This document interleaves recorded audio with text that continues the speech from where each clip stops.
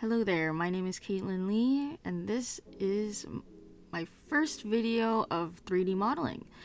Today I'm going to be making this 3D bag for you guys, and I'm going to be making it in 3ds Max and texturing it in Substance 3D Painter. If you're interested in seeing how it turns out and how I did this in the end, stay tuned. It's going to be a fun ride.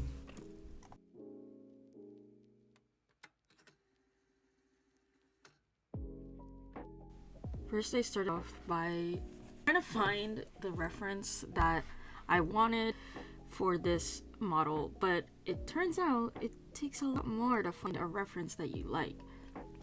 I was searching for probably about an hour or two, just trying to find a reference that I enjoyed.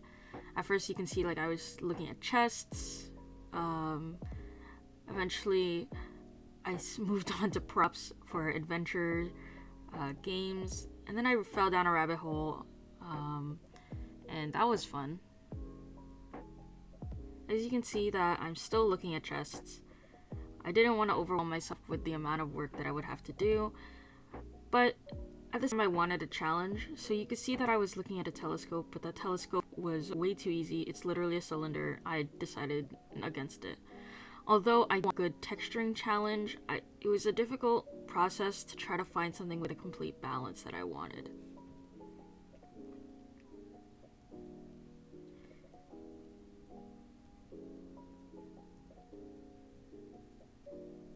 I began looking at bags, some lamps, some other stuff that maybe I could find that would be enough of a challenge and a simple enough recording session where I did it for 10 hours at a model.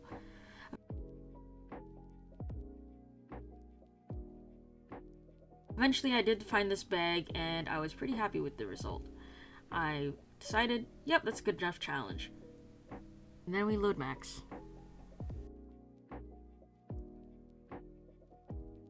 Alright, so this model is pretty simple to get the overall I feel for the bag. However, starting is always the hardest. I decided to go with a plain method at first. Try to see maybe I could build a bag flat and then just spherify it after. You can see that I'm struggling a bit with the model, trying to find out whether I want to shell it or if I just want to extrude it. I eventually with the spherify work, but I eventually just gave up on that idea. Continuing on, you can see that I didn't collapse my stack right away, and thanks to a professor in my college, I learned that that's the best way to go about it because I can go back in the stack and model whatever I'd like according to that.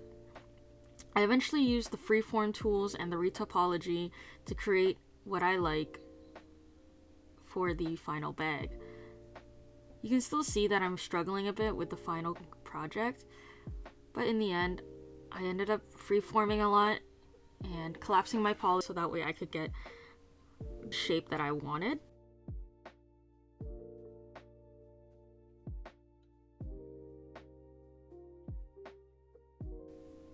Right now I'm making the little corners of the bag. Still going on the same freeform modeling. I did end up collapsing my poly because I didn't want to the subdivision, and then once again running another retopology, and I was pretty happy with that result. Melting it a bit so that way it looked like it was actually on the ground, and I'm pretty happy with the shape of that overall. Definitely by far throughout this whole process, reflecting now, making the actual main piece of the bag is probably the hard part for the whole thing. It definitely took a few tries and seeing what worked and what didn't work.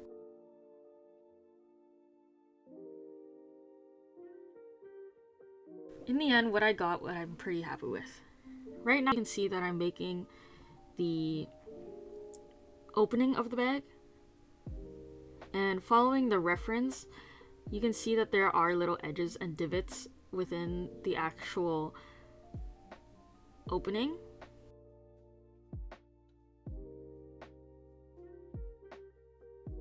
Right now, you can see that I'm just removing some edge loops so that way it lowers the poly count a bit. The next step, which I always have problems with, is making rope. Rope can be very hard to make depending on how you go about it. I found that with the new array modifier, it was pretty easy to get what I wanted. Stick an array modifier on it, twist it, and then path deform it to where I want it to go. And then from there, because I didn't collapse my stack, I can increase the amount of edges that in my thing, so that way I can make it as smooth as I want. Although you can see in a few examples that it didn't really look too good, so playing around with it was definitely the way to go, and getting the result I wanted was definitely a little bit of a process.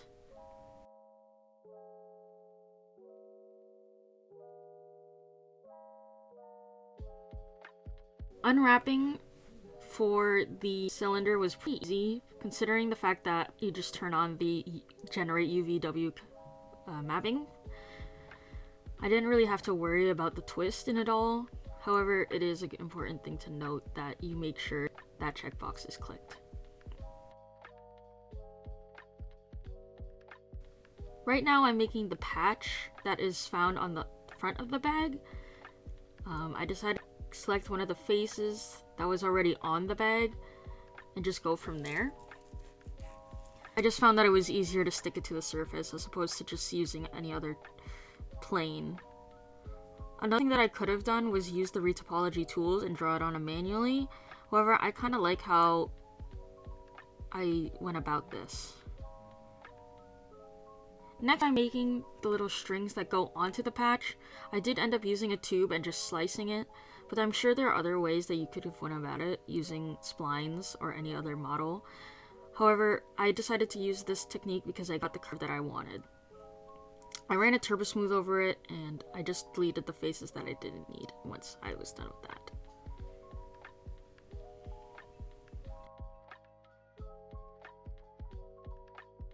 You can see while I'm going through the process, I'm kind of coordinating at the same time, just because I enjoy the aesthetics, and not only that, it helps me visualize the model more. The next modeling session, you can see there's a bit of a cut, and I had to pull up the image again. That's because I took a long break from this model. I got very lazy, and I did end up moving houses a bit, and it was a bit of a hassle, but now I was back and I was ready to keep going.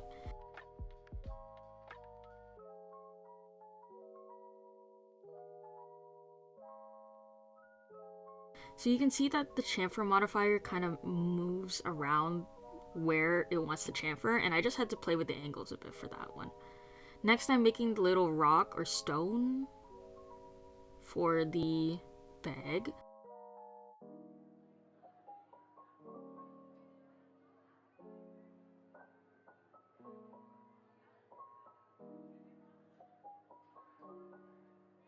Next, I'm just making the coins. The coins was fairly easy using the array modifier again, and just adding a little bit of extrude so that way it has some third dimension. Using the array modifier definitely helped me a lot during this process because I could just stack as many coins as I wanted, play with the local transformation, and just move where it is on the map without having to go in with my hands. And that was very easy, especially with unwrapping and texturing. It was very easy to just go in and texture one of the coins and move one of the coins, as opposed to just doing them one by one.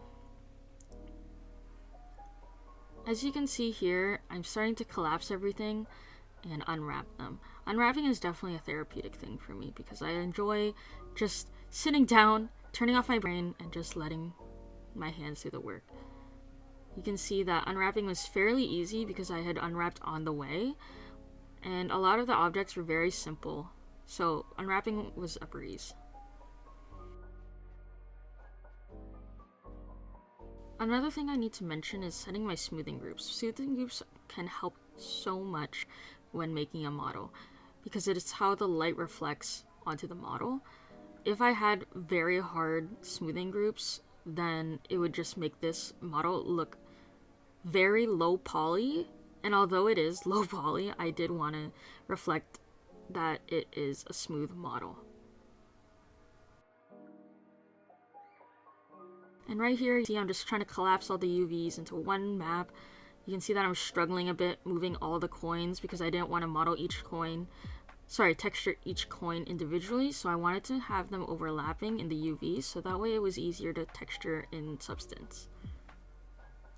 I ended up just moving them to the side and then just moving them back when I was done.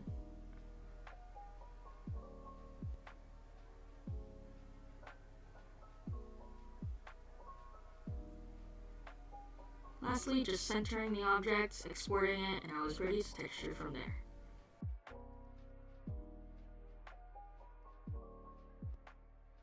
Alright, so texturing, I had opened Substance already and imported the file using 2048 textures. And what I like to do when it comes to texturing is always apply a base color with 1 roughness. I just like the look of it, and it feels like a blank canvas for me to work on. And because Substance isn't as destructive and I'm not baking down anything throughout this process, I found as though I can go in with a level 1 roughness and just go back later and affect the roughness if I wanted. You can see I'm playing with the type of projection for the variation and dirt gradient. If I had used the UV textures tiling, it wouldn't have placed the gradient the way I wanted it to. Next, I'm just adding dirt with some smart masks, and then I go back and play with the roughness. One of my best friends while I was doing this model was definitely the blur slope. Thanks to the YouTube tutorial that I can link right here, it showed me that blur slope really changes the way a model looks. From it looking too realistic to something very painterly, it's very beneficial when using it in Substance Painter. You can see that I'm just organizing my layers. It's very important to rename your layers when you're doing texturing, especially because sometimes I can find myself getting lost as to what is doing what. A common practice that I got used to is having a base layer, having 1 to 2 variation layers, and then having a shading layer.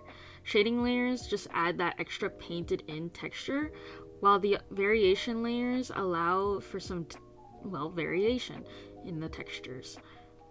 I like to use a pure white for one of the variations and then just setting it to overlay because it would allow for its own little flare. The other variation would just be a darker color of the base color. The shading is of course whatever I decide I'd like to shade in. Typically I use black with a multiply and lower the opacity. It's important to note changing the environment, the lighting that's surrounding the model, because sometimes you can see that it looks good at one lighting, but the more you look into it and you just try different lightings, it may look not as good in others. You can see sometimes I switch between lightings and it flashes on the screen for just a second, but that's just because I wanted to make sure that my textures are reading in all lighting. That way when I bring it back into Max, I can play with the lighting at ease and not worry about having it look good in only one type of lighting. The coins were definitely a struggle playing with the metallic and redness parameters. I couldn't really find the ones I'd like until later on in the video because it was a struggle.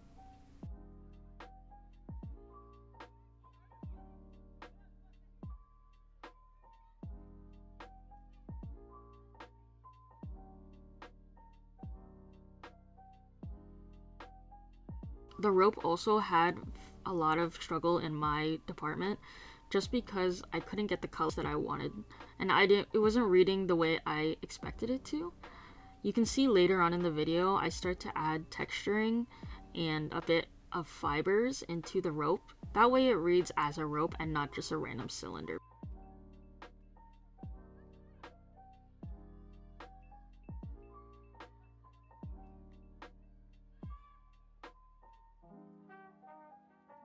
Although you can see that I'm modeling fairly procedurally throughout this whole session, I do like to go in and paint by hand as well to add that extra flair. I do like using the illusion of hand-painted textures because it's very therapeutic to just not worry about having to use a pen. I am using a mouse throughout this whole process.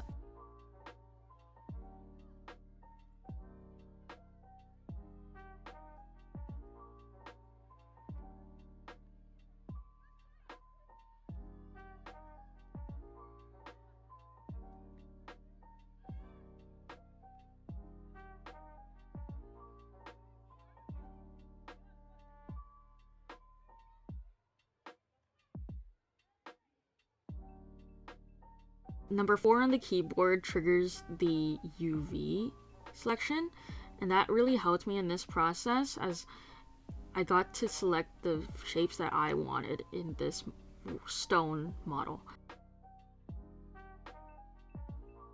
Now you see that I'm painting in the little waves and just playing with the blur to make it look a bit distorted.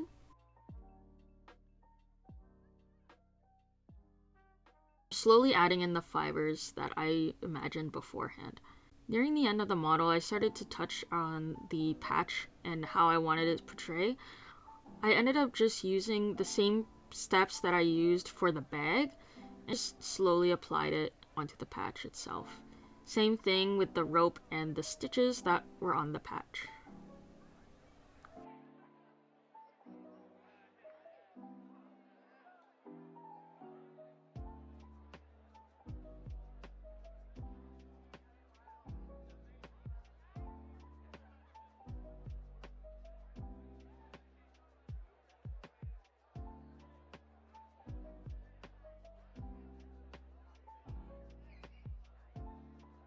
I did add some final touches later on, and I added some height onto the actual bag itself to make it look like it was popping out of the stitches, and I kind of liked how that looked. It added sort of a third dimension that wasn't previously there, and I did end up blurring it a bit because I didn't want it to be the focal point and look a bit awkward throughout the whole model.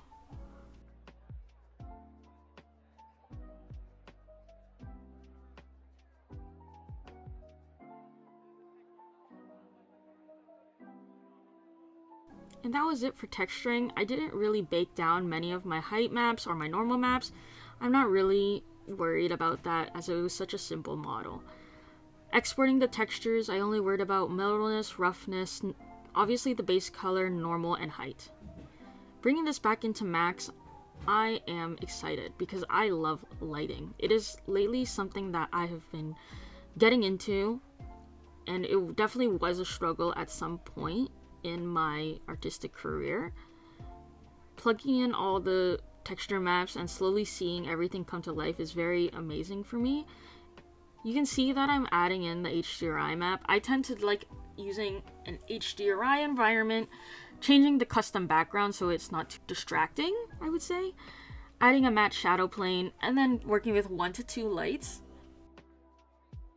I feel as though using too many lights would be too much and distracting in the final model.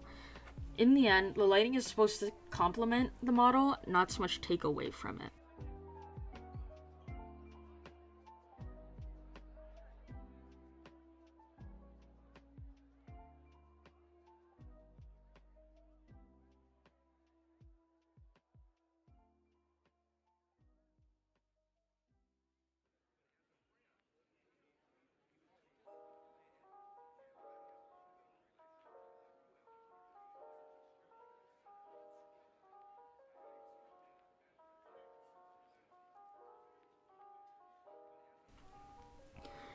I ended up using 3 lights in my scene at the end of the day.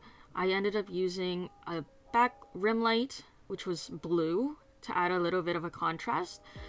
A bit of an orangey red to the front with a distant light, and then I used 1 white spotlight to just add a little bit of a shine.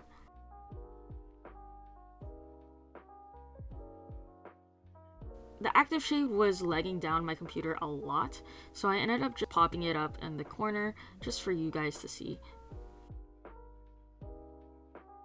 You can see here adding in the lights that I mentioned before.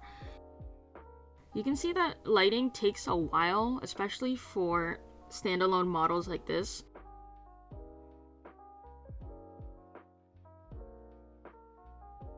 Lighting can definitely make or break a model.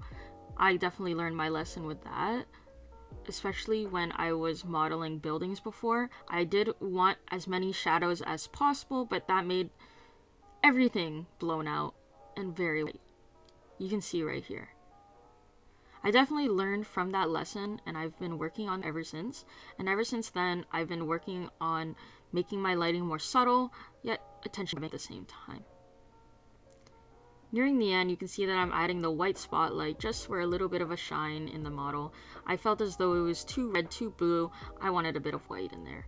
I did definitely end up playing with the parameters a bit, and I was pretty happy with the result in the end. Moving things around, and I was happy with it. Here's the final model. I'm really proud of it.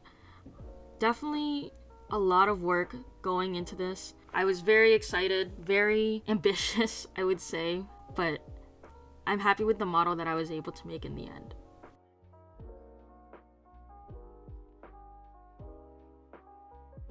I hope you enjoyed watching. This was definitely a fun thing to record.